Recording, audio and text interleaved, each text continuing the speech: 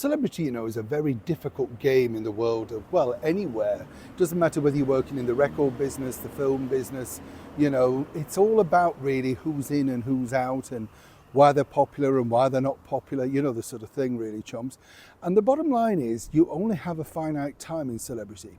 If you are, say, somebody brilliant at it, say like Sophia Loren or Barbara Streisand, you're able to ride the success of that month upon month, you know what I mean? Well, the problem that you have then is that it's very clever, if you like, you keep going. And of course your talent shines, and that's the problem. You can keep going on and on and on. If you are just a celebrity because you're a celebrity, like say Meghan Markle, literally it's very easy to get lost in the ether. And what Meghan's finding now as she's launching this sort of new, phase of her career, whatever you want to call it, well, people are literally losing interest, because if you're not successful, then the problem, literally, they start to look away, find out who's the next hot thing. And, we see it all the time, don't we? It can be anything from being Donny Osmond in the 70s to in the 80s, Joshua Jackson or whatever that could be. Whoever the next person is, that's who they gravitate towards. And this is now the problem for Meghan with a one-time chum. Let me explain. Hi, good to see you. You all right? Thank you so much for your time today. Lovely to have as ever your company. It's true though, having worked in celebrity for a long time, I sort of do look at it and think the problem that you have is how do you really keep them happy during that particular point, that's your problem.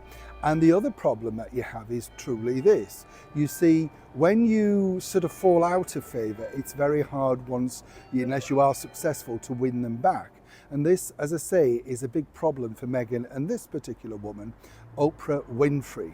You see, Oprah Winfrey was the darling for Meghan, the ultimate catch, That's the reason why she was invited to the wedding. Then, of course, there was the clever coffee thing and the very special gift. She turned up at the bookstore. Meghan literally, as the kids say, love-bombed this woman. She thought she was the best and this was the deal, and they were all going to be chums and everything was going to be wonderful. Showbiz is a fickle mistress. There's no two ways about it. And as the sort of things mount up against Meghan and Harry, in particular this recent debacle with the charity case, then the problem that you have is more so really this. You see, what becomes a hot topic becomes the next story. And somebody like Oprah Winfrey already casts her net round looking for the next big thing. Told you recently her goal was to try and convince the Queen to have a sit-down interview. She thought that was possible. Well, this is the world these people live in. This time around, though, I've been told from an excellent source that will Sophie Chanduka, this is the lady at the Centre Bali charity, be the next person to go one-to-one. Now, this would cause absolute ructions.